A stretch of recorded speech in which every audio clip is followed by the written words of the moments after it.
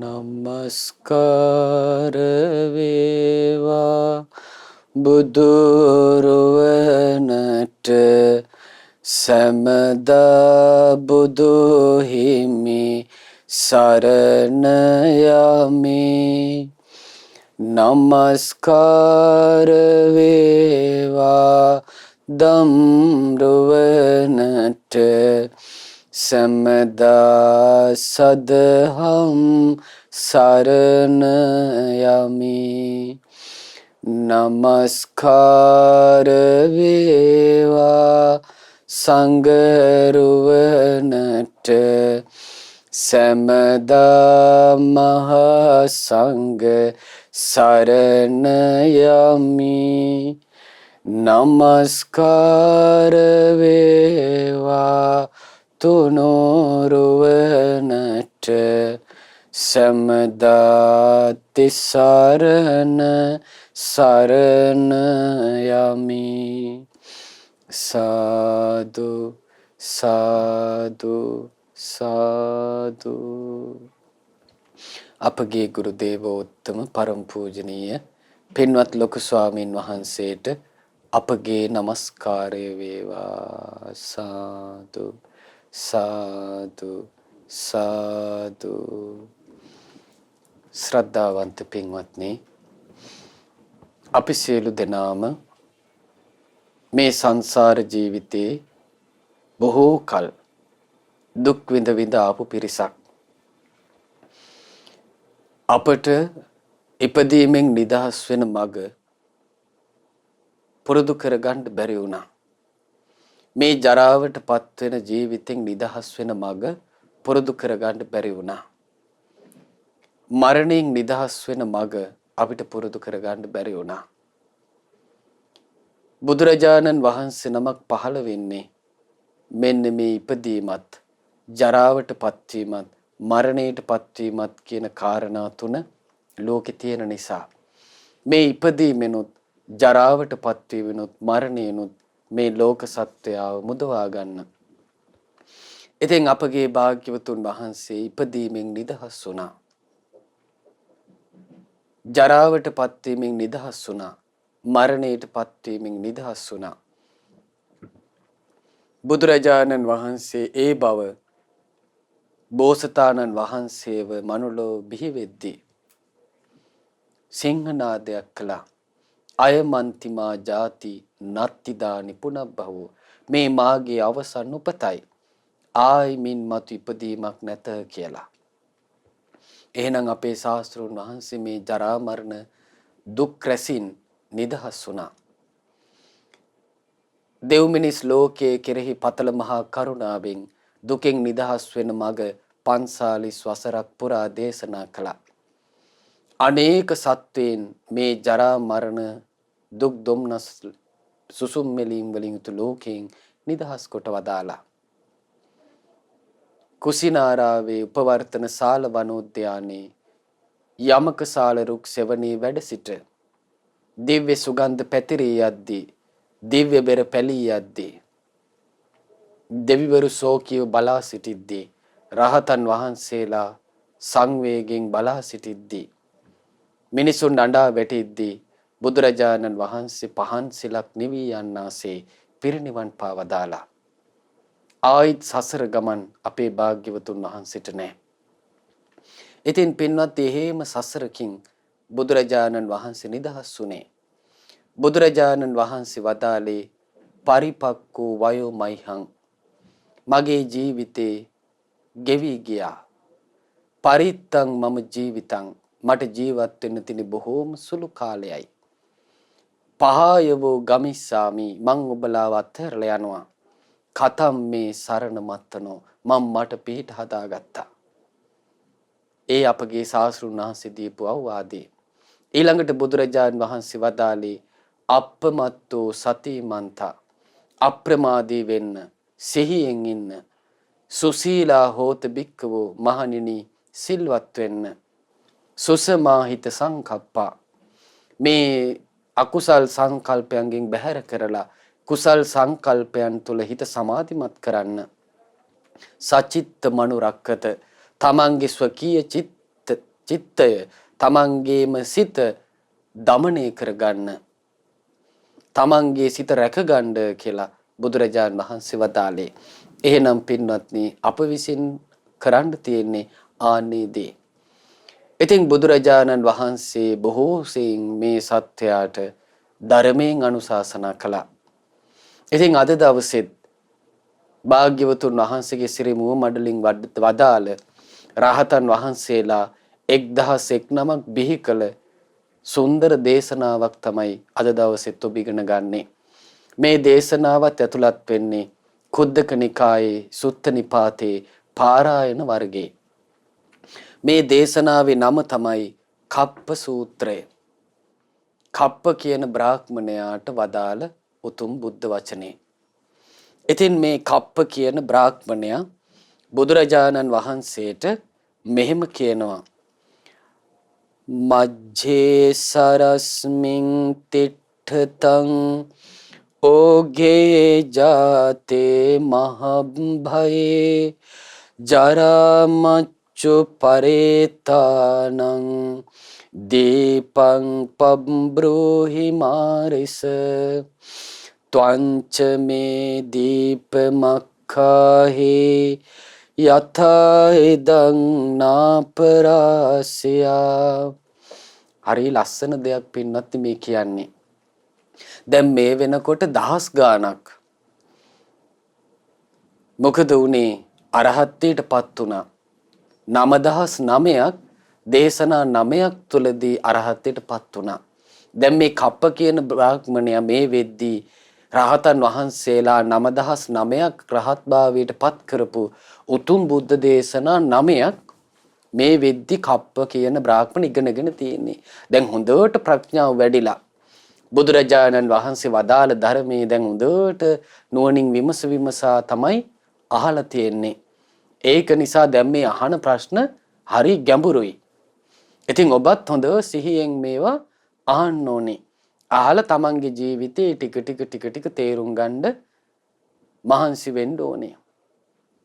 මේ කප්ප කියන බ්‍රාහ්මණයා බුදුරජාණන් වහන්සේට කියනවා භගවත් නිදුකාණෙනි මට පහදා දෙනු මැන මේ ගැන. මට මේ කාරණයක් භාග්‍යතුන් වහන්සේ පහදලා දෙන්න. මේ සත්වයෝ සංසාරේ ගමන් කරනවා. කොහොමද සංසාරේ ගමන් කරන්නේ? ආගම නම් මේ ජීවිතයට පැමිණෙනවා. ගමනං ආයිත් පිටත් වෙලා යනවා. ආගමන ගමනං මේ ලෝකෙට එනවා ආයි පිටත් වෙලා යනවා. ඊළඟට කාලං ගති භව ඊළඟට මරණයටපත් වෙනවා. ආයිත් පරලොව ගතියට යනවා. භවයෙන් භවයට සැරිසරා යනවා. දැන් බලන්න අපි කලින් ජීවිතේ කොහේ හිටියද දන්නේ නැහැ. දැන් අපි මිනිස් ලෝකෙට ඇවිල්ලා. දැන් අපි පැමිණුණා. සමහර විට හෙට අනිද්දාද දන්නේ නැහැ. තව කොච්චර කාලෙකින්ද දන්නේ නැහැ අපිට පරලොව යන්න වෙනවා. ඊළඟට චුතිච උප්පත්තිච නිබ්බත්තිච බේදෝච ඊළඟට සත්වයා චුත වෙනවා. ඊළඟට උපදිනවා. ඊළඟට පිරිනිවන් පානවා. දැන් බලන්න මේ සසරේ අපිට වෙන දේවල්. ඊළඟට බේදෝච පංච උපාදානස්කන්ධේ බිඳීමටපත් වෙනවා. ආයි උපදිනවා. ඉපදීමෙන් ආයි ජරාවටපත් වෙනවා. ආයිත් මරණයටපත් වෙනවා. වදාරනවා සංසාරස්ස පුරිමා කෝටින පඤ්ඤායති. පුබ්බා කෝටින පඤ්ඤායති. පටන් ගත්ත කෙලවර. දැන් බලන්න මේ සසරේ ඔය විදියට ඇවිත් ආපු සසරේ පටන් ගත්ත තැන හොයන්න බෑ කියනවා. ඊළඟට පච්චිමාපි කෝටින පඤ්ඤායති. මේ චතුරාර්ය සත්‍ය අවබෝධ කරන්න බැරි වුණොත් අනාගත සසරේ කෙරවලත් හොයන්න බෑ කියනවා. මජ්ජේව සංසාරේ සත්තා ටිතා පතිට්ඨිතා අල්ලීනා උපගතා අජ්ජේසිතා දිමුත්තා. දැන් පටන් ගත තැන හොයන්නත් බෑ. ආ යන්න තියෙන සසරේ කෙලවර හොයන්නත් බෑ. දැන් මේ ලැබිච්ච ජීවිතේ මේ මැජ්ජේ මැද අපි මොකද කරන්නේ? පිහිටලා ඉන්නවා.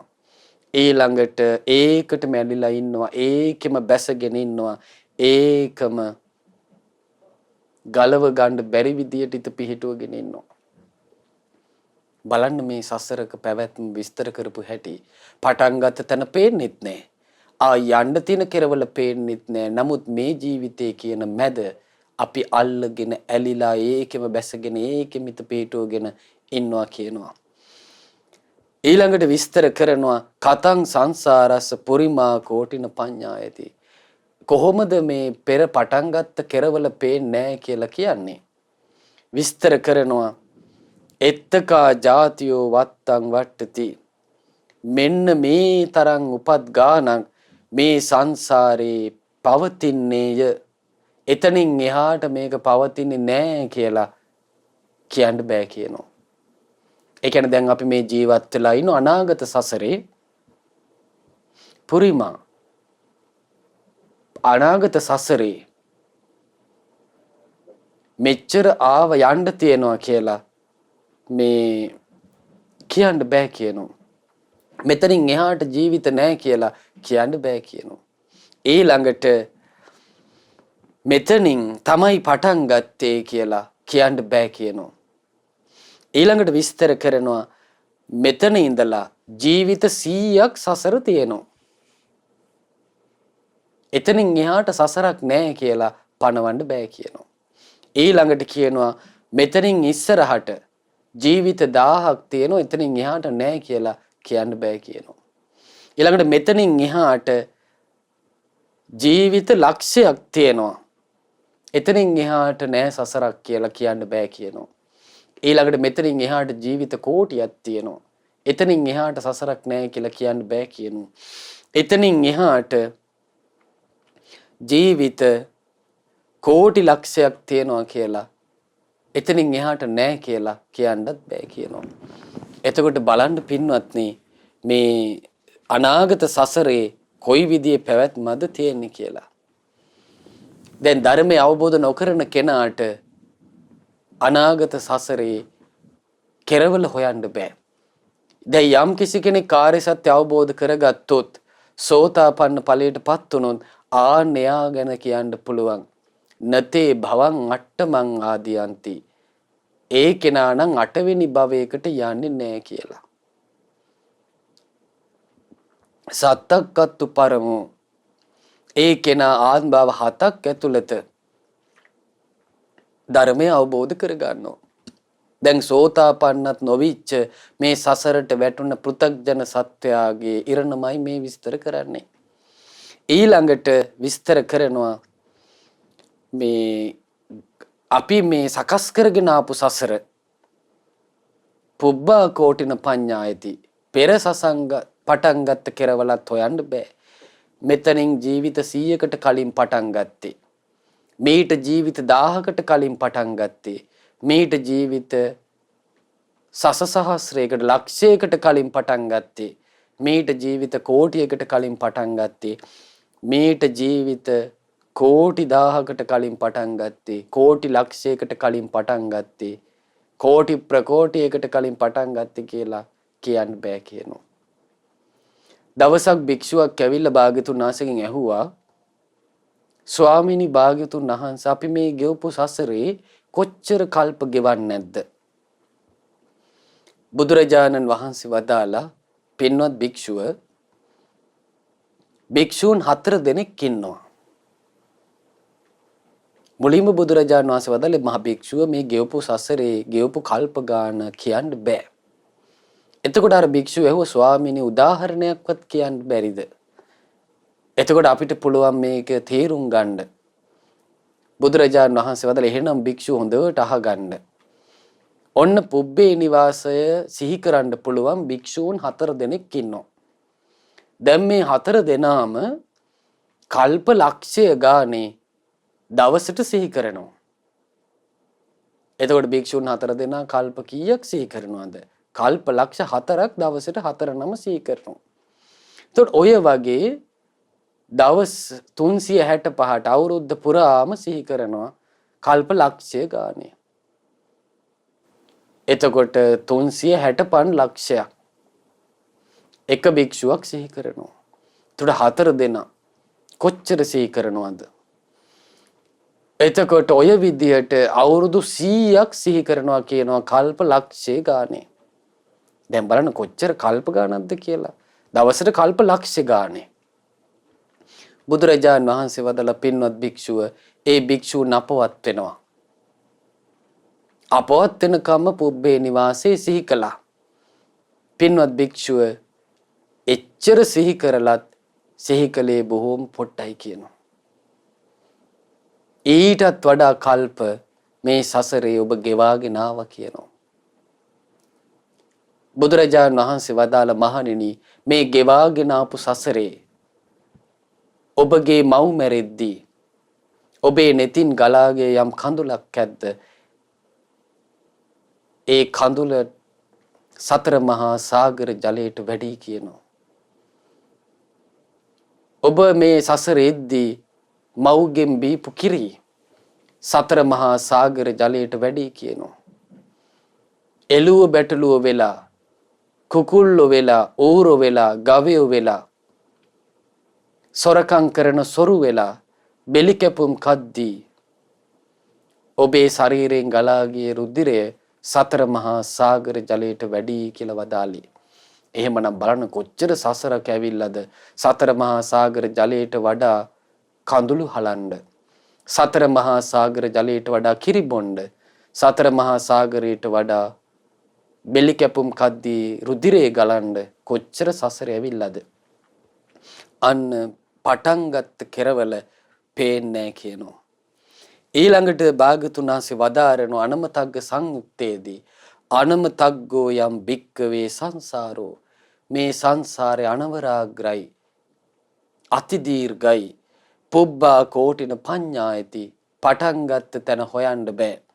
අවිජ්ජා නීවරණානං සත්තානං තණ්හා සංයෝජනානං සන්දාවතං සංසරිතං මේ චතුරාර්ය සත්‍ය අනවබෝධයෙන් වැහිලා තණ්හාවෙන් බැඳිලා මේ සත්වයා සසරේ සැරිසරාගෙන එනවා.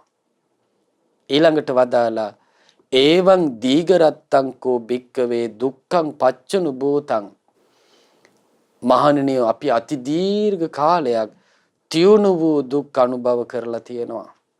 තිප්පං පච්චුණු භූතං බෙසනං පච්චුණු භූතං බොහෝ ව්‍යසනයන්ට පත් වෙලා තියෙනවා. දැන් බලන්න මේ අපි දැන් කොරෝනා ව්‍යසනයකට අහු වෙලා ඉන්නේ. ඒ වගේ අනේක ව්‍යසන වලින් දැන් ලංකාවෙම ගත්තොත් 30 අවුරුදු යුද්ධයක් තිබුණා. ඒකින් මිනිස්සු බැට කෑවා. ඊළඟට 80 ගණන් වල මේ කලබල තිබුණා. ඒවැන් මිනිස්සු බැට කෑවා. ඊළඟට හිට්ලර් පහළ වෙලා එහෙන් මිනිස්සු බැට කෑවා. මේ ගෙවාගෙන එන සසරේ ප්‍රශ්න වලින් අනේක දුක් විඳ කියනවා. ඊළඟට කටසි වඩ්ඩිතා මේ මහ පොළව තමයි කියනවා වැඩුවේ. ඇයි මහ පොළවට පස් ටිකක් එකතු කරනවා. ඊළඟට වදලා යාවංචිදම් භික්කවේ අලමේව සබ්බ සංකාරේසු නිබ්බින්දිතුම්. ආන්නේක නිසා මහණෙනි මේ සංස්කාර ගැන අවබෝධයෙන් කලකිරෙන්නමයි වටින්නේ. අලං විරජ්‍යතුන් නොඇලෙන්නමයි වටින්නේ. අලං විමුච්චිතුන් මේ සංස්කාර වලින් නිදහස් වෙන්නමයි වටින්නේ. ඒවම්පි සංසාරස්ස පුරිමා කෝටින පඤ්ඤායති. මහන්නේ ওই විදියටත් මේ සංස්කාරයන්ගේ මේ සංසාරේ පෙර පටන් ගත්ත කෙරවල පේන්නේ කියලා දේශනා කළේ. එතකොට බලන්න පින්වත්නි දැන් කෙරවලවල් දෙක පේන්නේ. දැන් සසරේ යන සත්‍යය කෙරවලවල් දෙක. ඒ කිව්වේ පටන් ගත්ත කෙරවල හොයන්නත් බෑ. ඉදිරියට අනාගතයට යන්න තියෙන අනාගත සසර පේන්නෙත් නැහැ. එතකොට ඒ කෙනා මජ්ජේ සරස්මින් තිට්ඨතං ඒ සසර ගමනේ මැද දැන් අපි මේ වර්තමානයේ පිහිටලා ඉන්නවා. දැන් බලන්න මේක කියන්නේ කවුද? මේ කප්ප කියන බ්‍රාහ්මණයා. දැන් එයාට එතකොට සසර ගැන දැන් මේ වෙදි කොච්චර වැටහීමක්ද? ඊළඟට කියනවා මේ හැම දෙයින්ම භාග්‍යතුන් වහන්සේ මහා බියක් නිහට ගන්නේ. මේ සසරේ පැවැත්ම ගැන ලොකු බයක්නේ හටගන්නේ. ඕගේ ජාතේ මහබ්බයි මේ සසරේ යන්න වෙලා තියෙනවානේ ඕගයන් නිසා. මොනවද ඕගයන්? කාමේ නැමැති සැඩ පහරක් ජීවිතේ ගලාගෙන යනවා. මේක හරි බයක් නේ භාග්‍යතුන් වහන්සේ. දැන් බලන්න එතකොට කොච්චර යාට වැටහිලාද කියලා. දැන් අච්චර සසරකට වැටුනේ කාමෝගේ නිසා. අපි මේ රූප, ශබ්ද, ගන්ධ, රස, පහසට ඇලිලා ඒකෙම සැඩ පහරක් වගේ සසරටම අපිව ඇද දාගෙන ගියා. සසරටම ඇද වැටුණා. සසරේම ගහගෙන ගියා. අපිට කාමයෙන් බේරෙන්න බැරි වුණා. බුදුරජාණන් වහන්සේ වදාළේ මහණෙනි මේ සතර අපාය ඔබට මහගෙදරක් වගේ. එහෙනම් අපුව නැවත නැවත මේ කාමෝගෙන් ඇදගෙන ගියේ කොහෙටද? මහගෙදරට, නිරේට, තිරිසන් ලෝකෙට, പ്രേත ලෝකෙට, අසුර ලෝකයට අපුව නැවත නැවතත් ඇදගෙන ගියා. පුදුමි කියන්නේ පින්වත්නි ඔය මේ කටු ඉඹුලේ. එතකොට ඉඹුල් වනයේට මේ සත්වයා වැටුණාට පස්සේ දැන් මේ ගිනිගෙන දැවෙන මේ කටු ඉඹුල් ගස්වල මේ තියුණු උල් මේ සත්වයාගේ ඇඟ පසාරු කරගෙන යන්න වදිනවා. ශරීර හරහා කිඳා බහිනවා. ඒ පැත්තෙන් ඇනිලා අනිත් පැත්තෙන් මතුවෙනවා. මෙහෙම උල්වල ඇනිලා රත් වෙච්ච උල්වල ඇනිලා මෙහෙම ඉද්දෙද්දිත් කටු ඉඹුලේම නගින කාන්තාව දැක්කම ඒ කාන්තාව කෙරෙහි තර නිරිසත්තුන්ට රාගය එනවා කියනවනේ. පුදුම එකක් ඒක. ඒකට බලන්න මේ කාමෝගේ කියන එක මේ ගිනිගෙන දැවෙන කටු ඉඹුල් ගහේ උල් ඇනිලා තියෙද්දිත් ඒ වගේ මුල් ඇනිලා තියෙන කාන්තාව දකිද්දී රාගය එනවා කියන රාගයෙන් දුක් විඳිනවා කියනවා. ඇයි අර ස්ත්‍රීන්ට ලං වෙන්න විදියක් නැහැ. අර උල් වලින් පහර කාලා. එතකොට හිතන්න මේ මිනිස් ලෝකේ ඉන්නකොට මිනිස්සුන්ට රාගයේ සංසිඳව ගන්න සුගතියක් නිසා නොයෙකුත් උපක්‍රම තියෙනවා. නමුත් නිරේට ගියාට පස්සේ මේ ගිනිගෙන උල් දැවිලා මේ ශරීර හරහා කිඳා බහැලා තියෙද්දී ඒ තියුණු කරකශ පීඩා මැද්දේ රාග එනවා නම් රාගෙන් එන පීඩාව කොහොමද? අර උල් වලින් එන පීඩාවත් මැඩගෙන මනසේ ඇතිවන ශෝක පීඩාව, කායික දුක් පීඩාව, මානසික දුක් පීඩාව කොහොම එකක් වෙන්නේ නැද්ද?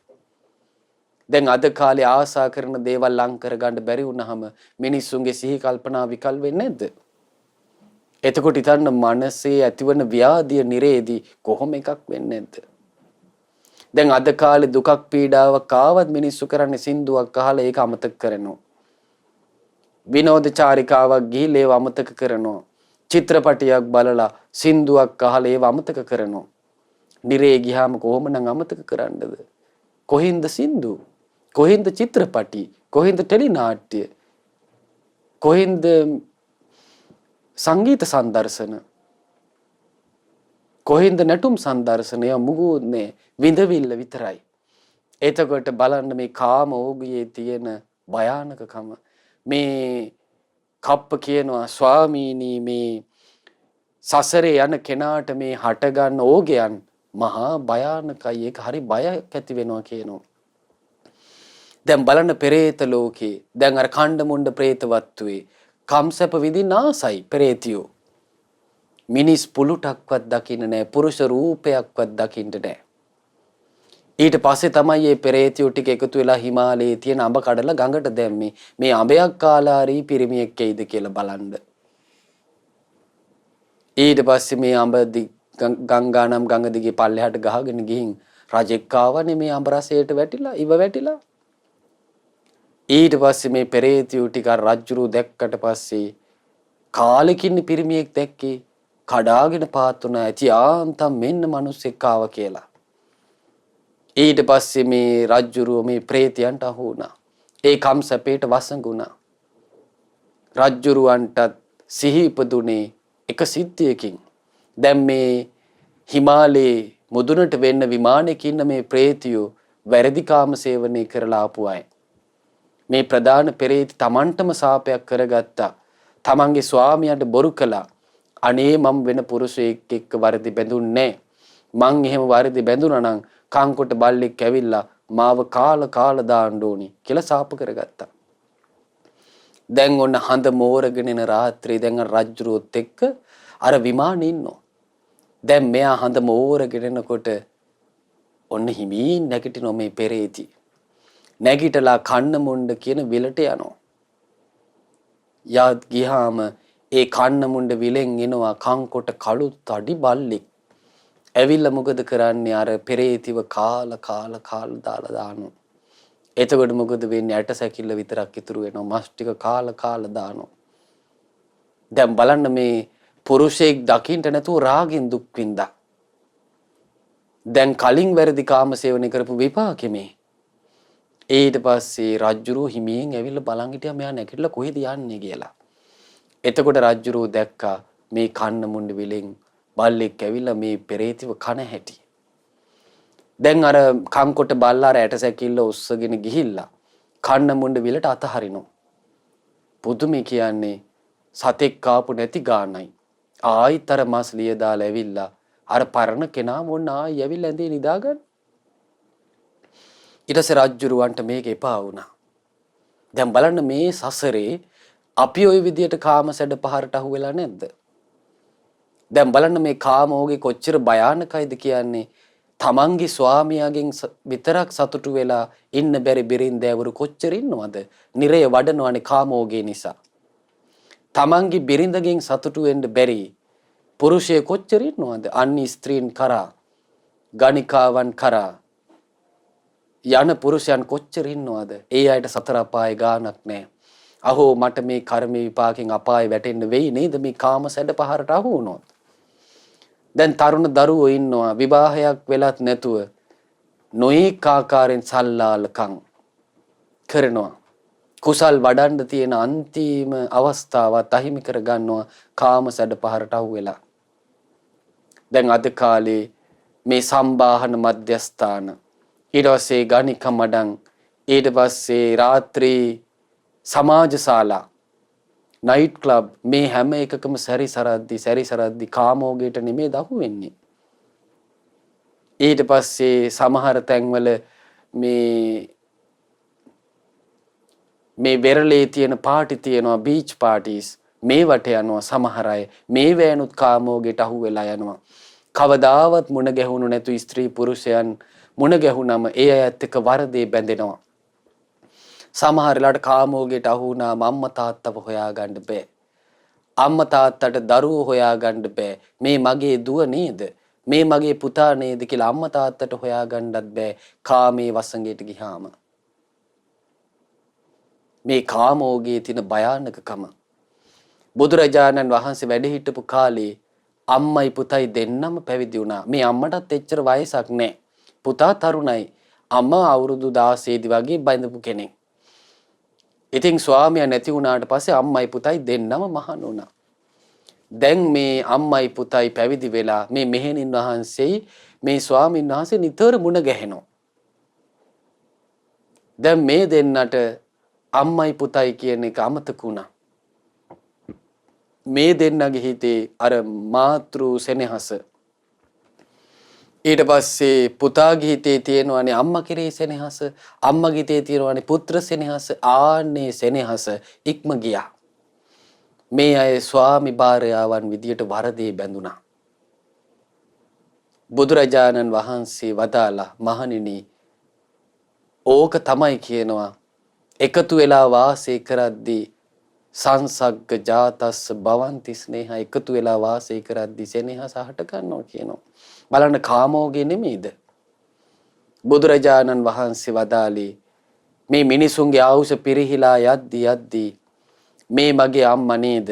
මේ මගේ සහෝදරී නේද? මේ මගේ පුංචි අම්මා නේද? මේ නැන්ද නේද? මේ ගුරුවරයාගේ බිරිඳ නේද? ඒ සම්මත නැහැ කියනවා. ස්ත්‍රී පුරුෂ භාවය තික්ම යනවා කියනවා. විෂම ධර්මයන් ලෝකේ හට ගන්නවා කියනවා. බලන්න මේ ඔක්කොම පින්වත්ටි කාමෝගේනේ. එතකොට මේකෙන් ගැලවෙන්න විදිහක් නැහැ. එතකොට මේ කප්ප කියනවා ස්වාමීනි මේ කාමෝගේ හට ගන්න එක හරි බයක් නේ. ඊළඟට භවෝගේ නොඑක් සසර ජීවිතවල සැරිසරා යනවා. මහා ප්‍රජාපති තෙරණිය ගේ තේර ගාතාවේ තියෙනවා මේක ලස්සනට කියලා. මං එක වතාවක රජෙක් වුණා. මම එක වතාවක සිඟන්නෙක් වුණා. මම නිරේටත් ගියා. මම අසුරපායටත් ගියා. මම දාසයෙක් වුණා. ජීවිතෙන් ජීවිතේ මේ සසරේ සැරිසරාගෙන ආවා. ඒ ඔක්කොම මේ හිත නිසා කියලා. දැන් බලන්න එතකොට මේක තමයි සසරේ භවයෙන් භවයට අපි මේ සැරිසරාගෙන එද්දී රැස් කරන විදියට අපිට උපත ලැබෙන්න සකස් වුණා. දැන් හොඳට ඔබට මතක ඇති මේ ඉසිදාසී තෙරණියගේ කතා. ඇය මේ ජීවිතේ සිටු කුමාරයෙක් අසාද බැන්දා.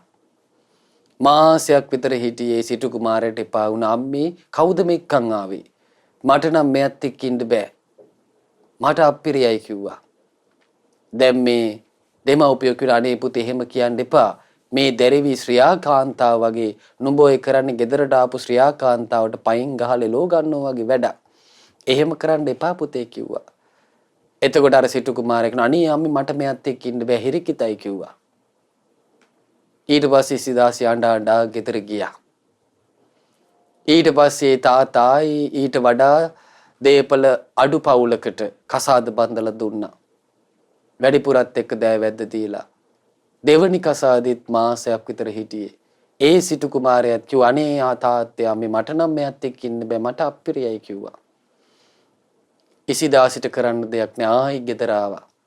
දැන් තාත්තා කල්පනා කළා දැන් මේ දරුවා ගෙදරට නාකි වෙන්න අරින්න බෑ කියලා කල්පනා කර ඉන්නකොට දැක්ක ලස්සන හැඩි දැඩි කොල්ලෙක් හිඟන කොල්ලෙක් පාරේ මේ වැරහැලි ඇඳගෙන බෙලෙක් තහඩු පිඟානකුත් අරගෙන හිඟමනේ යනවා. ඒ සිටුතුමා පාර අයිනට ගිහින් කතා කළා දරුවෝ මෙහෙවරෙන් ඔය කඩමාල්ලයි ඊට පස්සේ ඔය බෙලෙක් තහඩුවයි අයින් කරපන්. උඹ මේ සිටු මාලිගාවේ ලස්සන සිටු කුමාරියෙක් ඉන්නවා. ඇයව කසාද බැඳලා වාසය කරාපන්. උඹට තමයි මේ වස්තු ඔක්කොම කියලා. ඉතින් අර හිඟන කොල්ලා හිතුවා සුයිප් එකක් ඇදුනා වගේ. කාලෙකට පස්සේ දෙවියෝ වගේ මූණ බැලුවා. කියලා මේ මිතුවා කැමති වුණා. ඔන්න දැන් අර හිඟන කොල්ලත් එක්ක සිටු මාලිගාවේ සැපට ඉන්නවා. ටික දවසක් යනකොට ඉසිදාසිව ඒ හිඟන කොල්ලටත් එපා වුණා. දැන් බලන්න මේ භවයේ සසරේ එනකොට අපි කන ගුටිය අපිට දුක් විඳින්න වෙන ස්වභාවය. දැන් ඉසිදාසිට මේ ජීවිතේ තිත්ත වුණා. ඉසිදාසි කල්පනා කළා මම ජීවිතේ නැති කරගන්නවා. මට මේ ජීවිතෙන් වැඩක් නැහැ. ඊට පස්සේ හිඟන කොල්ලා කිව්වා මාමේ කෝ මගේ අර වැරහැල්ල. කෝ මගේ අර බෙලෙක් තහඩු පිඟාන. මට නම් මෙයත් එක්ක ඉන්න බෑ. මට ඒ වැරහැල්ලයි බෙලෙක් තහඩු පිඟානයි හොඳයි කිව්වා. හිඟමන හොඳයි කිව්වා මෙයාට වඩා. හිඟන්නත් යන්න ගියා. දැන් ඉසිදාසට ඔක්කොම එපා වෙලා ඉන්නකොට ඔන්න නාගදත්තා කියලා රහත් මෙහෙණින් වහන්සේ නමක් මාලිගාවට පිණ්ඩපාත වැඩියා. ඉතින් ඉසිදාසගේ හිත බොහොම පැහැදුනා. ඉතින් කිව්වා අනේ මෙහෙණින් වහන්සේ මාවත් පැවිදි කරගන්න බැරිද කියලා අසා සිටියා. ඉතින් නාගදත්තා මෙහෙණින් වහන්සේ ධර්මයේ කිව්වා. ඇයි පැවිදි වුණා. පැවිදි වෙලා උතුම් අරහත්ත්වයටපත් වුණා. ඊට පස්සේ බෝධි කියලා ඒ මෙහෙණින් වහන්සේගේ සහෝදර මෙහෙණියක් මේ ඉසිදාසිගෙන් මේ ජීවිතය ඇහුවා. දැන් ඉසිදාසි තෙරණිය අරහත්ත්වයටපත් වෙන මොහොතේ මේ ගෙවාගෙන ආපු සසර හොඳට බැලුවා. බලද්දි දැක්කා මීට ආත්ම භව 7කට කලින් රත්තරන් කඩයක හිමිකාරයෙක් ආභරණ ස්වර්ණ ආභරණ කඩයක හිමිකාරයෙක් දැන් මේ රත්තරන් බඩු පෙන්න තමන්ගේ සල්ලි පෙන්න ඒ ස්වර්ණාභරණ හලට එන ගෑනු ළමයි එක්ක වැරදි කාම සේවනය කළා. දැන් මේ තරුණයා කරපු වැඩේ මරණයට පත්‍රේ හේම නිරේ ගියා. නිරේ ගිහිල්ලා ඔන්න ඊළඟට මිනිස් ලෝකෙට ආවේ නෑ. ඊළඟට උපන්නා තිරිසන් ලෝකේ. ඔන්න ගව යෝනිය උපන්නා. ගවයෙක් වෙලා. දැන් මේ ගවයාගෙන් බර වැඩ කරගන්න කියලා ඒ මිනිස්සු මොකද කළේ? ලෑලි දෙකක් තියලා ඒ ගවයාගේ කෝෂ තැළුවා. බැලදි කාම සේවනයේ විපාක. දැන් බලන්න එක කර්මයක් වුණාම මේ භවයෙන් භවයට මේ භව ඕගේට භවයේ කියන සැඩ පහරට අපි කොහොම අහු වෙනවද? අපිට ඕන තැනක පින්වත් උපතක් කරා යන්න බෑ. අපිට ඕන තැන නෙමෙයි උපදින්නේ. කර්මයට අදාළ තැනයි. ආශ්‍රවයන්ගෙන් තමයි එතෙන්ට අරගෙන යන්නේ. අයි තල්ලුව දෙන්නේ අරගෙන ගියාට පස්සේ විදවන්න තියෙන කර්මයෙන්. දැන් බලන්න මේ සත්‍යය මේක දන්නේ නැහනේ. අපි මේක දන්නේ නැහනේ. දන්නවනම් තමයි අපිට මේ ගැන බය හටගන්නේ. දැන් මේ කප්ප කියන බ්‍රාහ්මණයාට මේක හොඳට තේරිලා. ස්වාමිනී මේ කාමෝගේ හරි භයානකයිනේ. භවෝගේ හරි භයානකයිනේ කිව්වේ ඒකයි. ඊළඟට ඔන්න වඳුරු කුලේ උපන්නා. ඊට පස්සේ වඳුරු රැළේ නායකයා මොකද කළේ? මේ පොඩි වඳුරු පැටියාගේ පුරුෂ නිමිත්ත ඇදලා කඩලා දෑවා. දැන් වඳුරන්ගේ තියෙනවා වඳුරු පැටියෙක් උපන්නොත් ඒ වඳුරු පැටියට වැඩෙන්න දෙන්නේ නැහැ. තමන්ගේ නායකකම ගනී කියලා. අර නායක වඳුර මොකද කරන්නේ? මේ වඳුරු පැටියව විනාශ කරනවා. දැන් මෙයා වැරදි කාම සේවනය කරලා නිසා අර අනිත් වඳුර මොකද කළේ? මෙයාගේ පුරුෂ නිමිත්ත කඩලා දැම්මා. දැන් එතනම කුණු වෙලා මරණයටපත් වුණා. ආයුපන් අශ්වයෙක් වෙලා අශ්වයාගෙත් බර වැඩ ගන්න ඕනේ කියලා ලෑලි දෙකක් තියලා ඒ අශ්වයාගෙත් පුරුෂ නිමිත්ත තලලා දැම්මා. ඊළඟට එතනම පණුව ගහලා කුණු වෙලා දුක් විඳලා මැරුණා. ඊළඟට උපන්න කොටලුවෙක් වෙලා ඒත් බර අදින්න ඕනේ කියලා ඒ සතාගෙත් කෝෂ තැළුවා. දැන් බලන්න ජීවිතවල කොච්චර අපි මේ සසරේදී දුක් විඳලා තියෙනවද? දැන් මේක ඉසිදාසි තෙරණියට විතරක් වළංගු එකක් නොවේ. අපි කාගේ ජීවිතවලට අපි ගෙවපු සසරේ මේ දුක් ඔක්කොම එකක් නෑර අපි විඳලා තියෙනවා.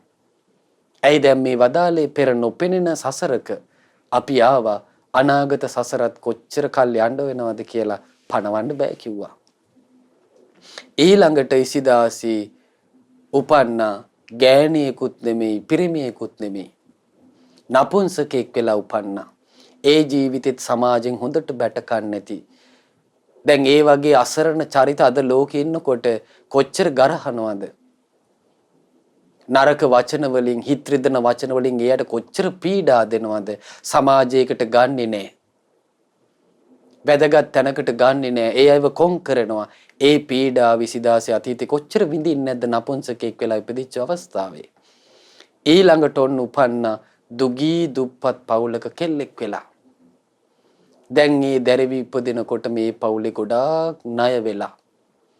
දැන් මේ දරුවා චුට්ටක් ලොකු වීගෙන එනකොට ඒ ණයගත්තු ගෙදර මුදලාලි ඇවිල්ලා මේ පොඩි කෙල්ලව බලෙන් මැදගෙන ගියා.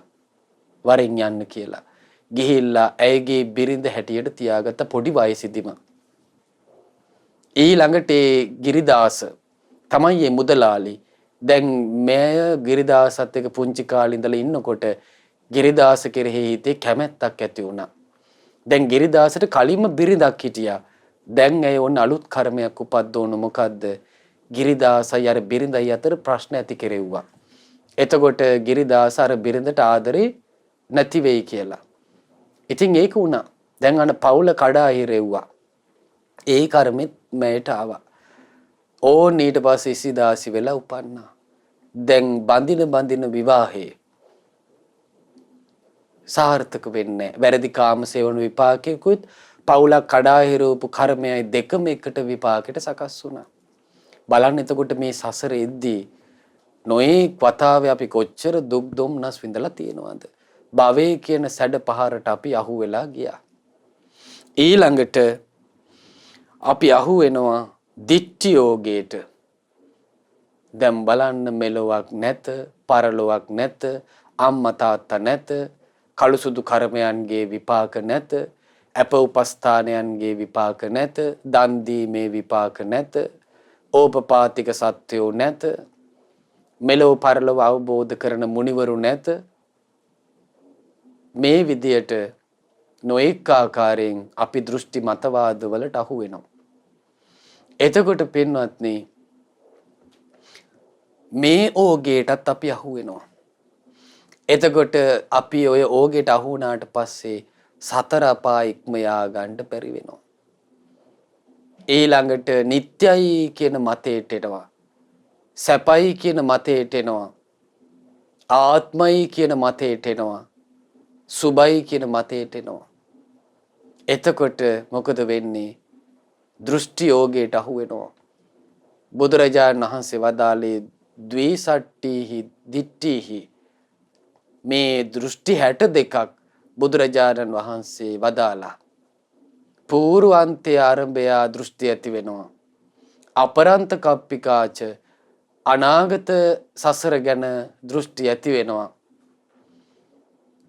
ඔය විදියට නොයෙක් දෘෂ්ටි හටගත්තට පස්සේ ඒ යෝගයෙන් ගැලවෙන්න බෑ. සතර අපායික් මෙයා ගන්න බෑ. මේ කප්ප කියන ස්වාමිනී මේක මහ බයක් නෙමේ දෘෂ්ටි යෝග. ඊළඟට අවිජ්ජා යෝග. චතුරාර්ය සත්‍ය අනවබෝධය කියන මේ අවිද්‍යාවෙන් හටගත්ත සැඩපහර හරි භයානකයිනි කියනවා.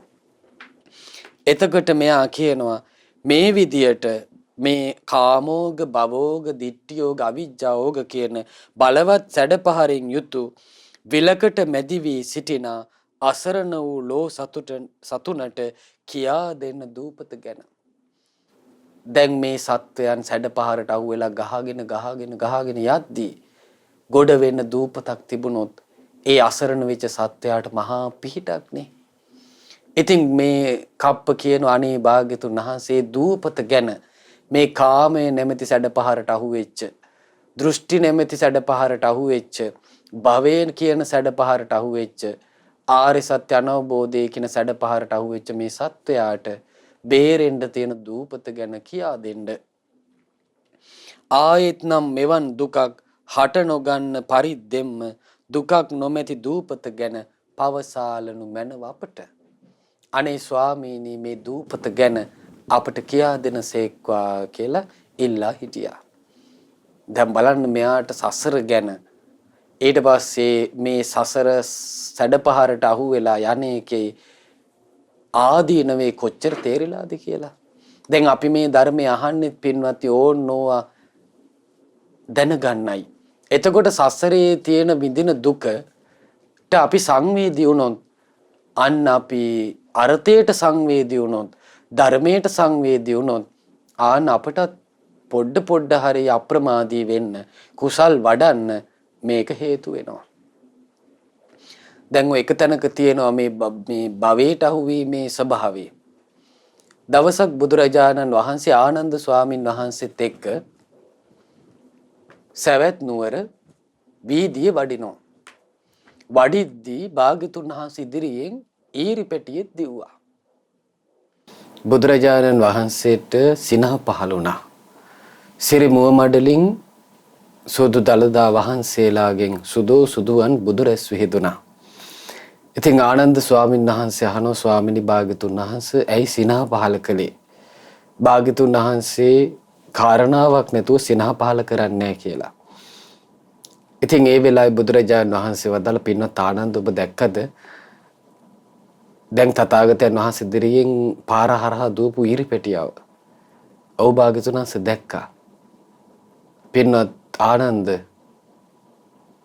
ඔය ඊරි පෙටිය ඔතනට ආවේ දීර්ඝ ගමනකින් පස්සේ. ආනන්ද ස්වාමීන් වහන්සේ ස්වාමිනී භාග්‍යතුන් වහන්සේ අපිට මේ කතාව කියලා දෙන්න. ඉතින් භාග්‍යතුන් වහන්සේ ඒ පාරේ අයින තිබුණ ගහක් සෙවණේ වැඩ හිටියා. බුදුරජාණන් වහන්සේ වදාළ පින්වත් ආනන්ද ඔය ඊරි පැටිය කාශ්‍යප බුද්ධ කාලේ එක වෙහෙරක කිකිලියෙක් වෙලා හිටියා. ඉතින් ඒ ආරාමේ හිටපු සංඝයා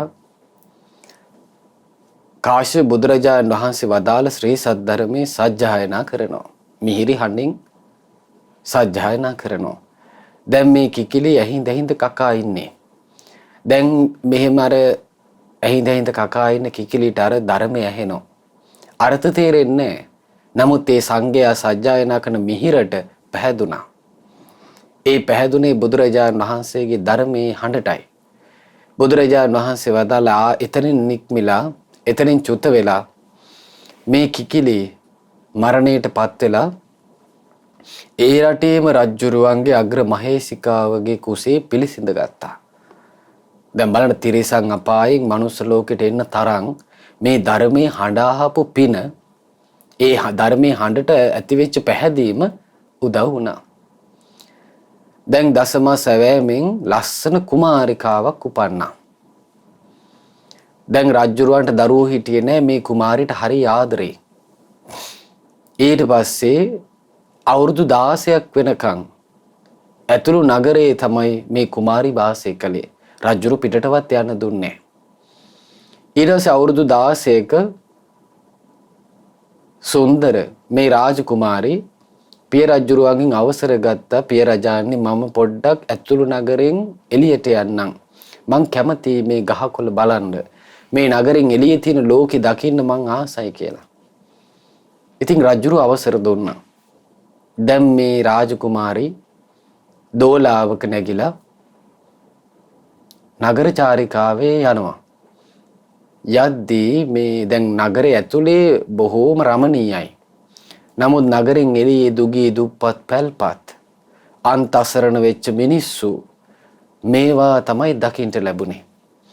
ඊට පස්සේ මේ එක තැනකදී මේ රාජකුමාරි අර දෝලාවේ සලුව මෑත් කරලා එළිය බැලුවා. බලනකොට මේ රාජකුමාරිට දකින්න හම්බුණා මේ වැසිකිලි වලක් උතුරලා ගිහින් ඒ වැසිකිලි වලේ පණු දඟලන හැටි දකින්ට ලැබුණා. එතකොට මේ රාජකුමාරීට අසුබ සංඥාව උපන්නා. අහෝ මේ ශරීරයේ තියෙන දේවල්ම නේද මේ බැහැර වෙලා පණුවන් ගැවසෙන දෙයක් බවට පත් උනේ කියලා මේ ශරීරය ගැන හොඳට පිළිකුලේ හිත පිහිටියා. දැන් මේ රාජකුමාරී දෝලාවේ යන වෙලාව ඉඳලා මාලිගාවට ආපු වෙලේ ඉඳලා දැන් අර අසුබ සංඥාව ඇයට සිහි වෙනවා. දැන් බුදු කෙනෙක්ගෙන් ධර්මය අහලා නෙමෙයි. අර ඇහෙන් දැකපු දේ තමන්ගේ ජීවිතේට ගැලපෙලා ගියා. ඊට පස්සේ පින්නත් හරි පුදුමයි මේ රාජකුමාරිට පුළුවන් වුණා මේ රාජකීය සැප විඳින අතරේ පළවෙනි ධානය අසුබ භාවනාවෙන් උපදව ගන්න. ඊට පස්සේ මේ රාජකුමාරී තමන් විවාහපත් වුණා. අග්‍ර මහේසිකාවක් බවට පත් වුණා. හැබැයි ජීවිතේ මොන දේ වුණත් අර තමන් විසින් පුරුදු කරපු අසුබ භාවනාව ඒ අසුබ භාවනාවෙන් පුරුදු කළ පළවෙනි ධානය දිගටම පුරුදු කරන් ගියා. දැන් ඔන්න හැබැයි දැන් බුදුරජාණන් වහන්සේ නමක් නැති කාලෙකනේ මේ කරන්නේ. එතකොට පෘථග්ජන ධානයක් තමයි උපන්නේ. එතකොට මේ පළවෙනි ධානය නිසා ඇය ගිහිල්ලා උපන්න බ්‍රහ්ම පාරිසජ්ජ කියන ලෝකේ. එතකොට පින්වත්නි ඒ බ්‍රහ්ම පාරිසජ්ජ ලෝකෙ ඉපදිලා ආයිත් පල්ලෙහාට වැටුණා. අපේ ගෞතම බුදුරජාණන් වහන්සේ ලෝකෙ පහළ වෙද්දී මෙන්න ඊරි පැටියෙක් වෙලා උපන්නා. දැන් බලන්න මේ සසරේ අපි කොච්චර මේ ඇඳුම් මාරු කරනවා වගේ, වෙස්මූණු මාරු කරනවා වගේ එක එක චරිත අපි සසරේ රංගපාලා තියෙනවා. එක එක චරිත අපේ ජීවිතේට ආවා. ඒ චරිතයට අනුව අපි ජීවත් වුණා. ඊට පස්සේ පින්වත්නි හරි පුදුමයි. අපගේ භාග්‍යතුන් වහන්සේ පිරිනිවන් පෑවා. ඊට පස්සේ අනුරාධපුර යුගයේ වෙනකොට අර ඊරි පැටියා ඒ ජීවිතෙන් චුත වෙලා නැවත නැවතත් තිරිසන් අපාය ඉපදිලා ඔන්න අර ධාන පුරුදු කරපු ඒ පින් බලයට කාශ්‍යප බුද්ධ කාලේ ධර්මයට අහලා පැහැදුන නිසා ලංකාවේ උපන්නා. ලංකාවේ ඉපදිලා මහරහතන් වහන්සේලා කීප නමක් පිණ්ඩපාති වඩිනවා.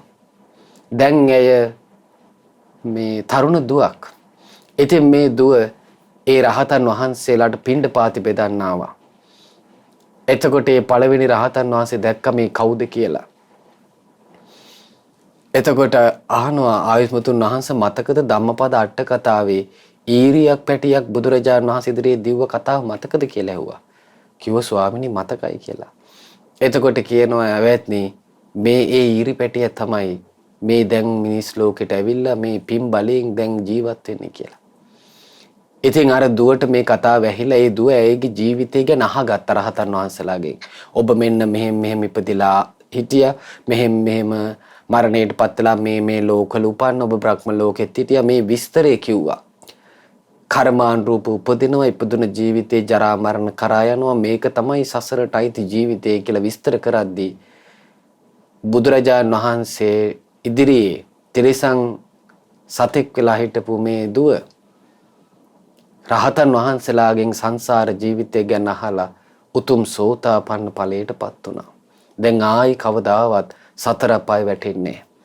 ඉතින් ඒක නිසා පින්වත්නි අපිටත් මේ ඊරි පැටියෙක් වෙලා හිටපු බඹලෝ පවා උපතක් කරා ගියපු තිරිසන් අපායෙත් වැඩි සසරේ ආපු මේ දුව චතුරාර්ය සත්‍ය අවබෝධ කරලා සසර දුකින් නිදහස් වෙන ආර්ය ශ්‍රාවිකාවක් වුණා. ඉතින් එන්නේ ඒ වගේ අපිටත් මේ ඊටාම කලාතුරකින් ලැබුණු මනුස්ස ජීවිතේ කලාතුරකින් ලැබුණු බුද්ධ ශාසනය තුළ අපිටත් ඒ උතුම් ආර්ය සත්‍ය අවබෝධ කරගෙන සංසාර දුකෙන් අත මිදීම පිණිසම හේතු ආසනා වෙත්වා. සාදු සාදු සාදු. අද දවසේ දහම් ප්‍රදීප වැඩසටහන සඳහා අනුග්‍රහය දක්වන්නේ වාරිය පොළ තඹරව පදිංචි ජේ.එල්. ඇසිනෝනා මෑණියන් ඇතුළු දූදරු පිරිසත්, ඒ වගේම පොරමඩල පදිංචි දානරත්න පතිරණ මහත්මයා ඇතුළු පවුලේ සියලු දෙනාත්, ඒ වගේම දඹුල්ල විහාර හන්දියේ පදිංචි මද්දුම් බණ්ඩාර මහත්මයා එම මහත්මිය ඇතුළු පවුලේ සියලු දෙනාත්, ඒ වගේම දෙහිවල පදිංචි සාලිය ගමගේ මහත්මයා ඇතුළු පවුලේ සියලු දෙනාත්, හැඬිපන්නල පදිංචි කරුණාරත්න පතිරණ මහත්මයා ඇතුළු පවුලේ සියලු දෙනාත්, ඒ වගේම මුල්ලේගම පදිංචි උදේසිරි රත්නායක මහත්මයා ඇතුළු පවුලේ සියලු දෙනාත්, පොරමඩල කොස්ගල් ලන්දේ ගෙදර පදිංචි වික්‍රමසිංහ බණ්ඩාර මහත්මයා එම මහත්මිය ඇතුළු පවුලේ සියලු දෙනාත්, ඒ වගේම ඥාති හිත මිත්‍රාදීන් සහ සම්බන්ධ වෙලා. ඉතින් අද බොහෝ දෙනෙකුගේ දායකත්වයෙන් මේ ධර්ම දානමේ පින්කම සිද්ධ වුණේ. ඉතින් බොහෝ දෙනෙක් එකතු වෙලා පිනක් කරද්දී ඒ පින තවදුරටත් මහත්ඵල මහානිසංස භාවයට පත් වෙනවා කියලා බුදුරජාණන් වහන්සේ වදාළේ. ඉතින් බොහෝම සතුටටපත් වෙන මෙලොව ජීවිතේ සුවපත් කරන පරලොව සුගති සම්පත් සලසා දෙන නිවන් පිණිස පවතින උදාර පුණ්‍ය ධර්මයක් ධර්ම දානමේ වශයෙන් අපගේ චිත්තසංතානේ තැන්පත් වුණා කියලා. ඉතින් මේ රැස්කල පින සියලු දෙවියෝ අනුමෝදන් වෙත්වා. දෙවියන්ගේ දිව්‍ය ආශීර්වාද වැඩි දියුණු කරගෙන දෙවියෝ සැපවත් වෙත්වා. ඔබ අප සියලු දෙනාට ධාර්මික රැකවරණ සලසත්වා. දෙවියෝද වහවහ චතුරාර්ය සත්‍ය ධර්මය අවබෝධ කරගනිත්වා. සාදු සාදු සාදු.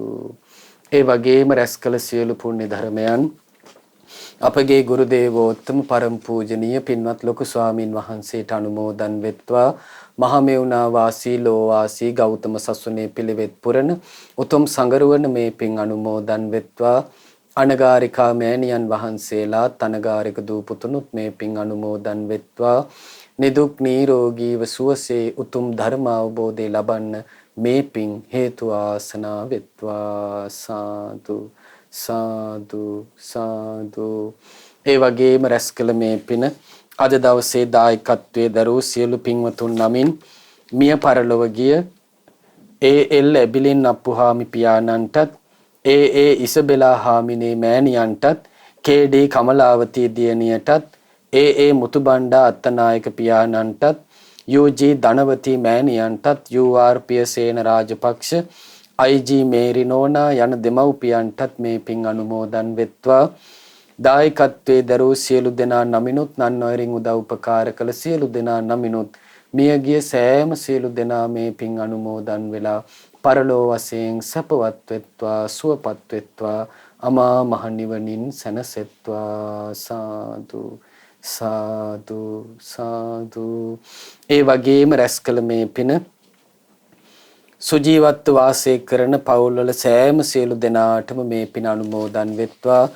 විශේෂයෙන් තඹරව පදිංචි ඒ.එල්. ඇසිලින් නෝනා මෑණියන් ඇතුළු දූදරු පිරිසටත්, පොරමඩල පදිංචි දානරත්න පතිරණ මහත්මයා ඇතුළු පවුලේ සියලු දෙනාටත්, විහාර හන්දියේ පදිංචි මද්දුම බණ්ඩාර මහත්මයා එම මහත්මිය ඇතුළු පවුලේ සියලු දෙනාටත්, දෙහිවල සාලිය ගමගේ මහත්මයා ඇතුළු පවුලේ සියලු දෙනාටත්, හැඬිපන්නල පදිංචි කරුණාරත්න පතිරණ මහත්මයා ඇතුළු පවුලේ සියලු දෙනාටත්, මුල්ලේගම පදිංචි උදේසිරි රත්නායක මහත්මයා ඇතුළු පවුලේ සියලු දෙනාටත්, පොරමඩල කොස්ගල් ලන්දේ ගෙදර පදිංචි වික්‍රමසිංහ බණ්ඩාර මහත්මයා ඇතුළු මහත්මියටත්, පවුලේ ඥාති හිත මිත්‍රාදී සැමටත් මේ පින් අනුමෝදන් වෙත්වා. ඒ වගේම 2022 වසරේ 5 වෙනි ශ්‍රේණියේ ශිෂ්‍යත්ව විභාගයට පෙනී සිටින පින්වත් දිදුලි තේජනා දියණියටත් උසස් පෙළ විභාගයට පෙනී සිටින පින්වත් කාවින්ද දිල්ෂාන් පුතණුවන්ටත් මේ පින් අනුමෝදන් වෙත්වා. සෑම සියලු දෙනාටම තුනුරුවනේ අනන්ත ආශිර්වාදයේ දෙවියන්ගේ දෙව් රැකවරණේ සැලසේවා. නිදුක් නිරෝගී සුවපත් භාවයේ තිර ජීවනයේ සැලසේවා. කරන කියන ධාර්මික රැකී ආරක්ෂා කටයුතු ਸਰව ප්‍රකාරයෙන් සාර්ථක වේවා. අධ්‍යාපනය ලබන සියලු දරුවන්ගේ අධ්‍යාපන කටයුතු විභාගයට පෙනී සිටිනේ පින්වත් දුවටත් පුතාගේ තේ විභාග කටයුතු ਸਰව ප්‍රකාරයෙන්ම සාර්ථක වේවා. ඒ සියලු දෙනාටම ගෞතම බුද්ධ ශාසනයේ තවදුරටත් ජීවිතේ පින් රැස් කරගෙන උතුම් ධර්ම අවබෝධය ලබන්න වාසනාව උදා වෙත්වා. සාදු සාදු සාදු. රැස් කළ මේ පින ශ්‍රද්ධා කාර්ය මණ්ඩලයේ සියලු පින්වතුන්ටත් ශ්‍රද්ධා මාසික ධර්ම දාන සමාජික සියලු පින්වතුන්ටත් අනුමෝදන් වෙත්වා. සෑම සියලු දෙනාටම ගෞතම බුදු සසුනේ උතුම් ධර්ම අවබෝධය ලබන්න මේ පින් හේතු වාසනා වෙත්වා. සාදු සාදු සාදු. සියලු දෙනාට තෙරුවන් සරණයි. නමෝ බුද්ධාය. මෙවැනි වටිනා ධර්ම දේශනා ශ්‍රවණය කිරීමට ශ්‍රද්ධා ඩේලි YouTube චැනලය සබස්ක්‍රයිබ් කරන්න.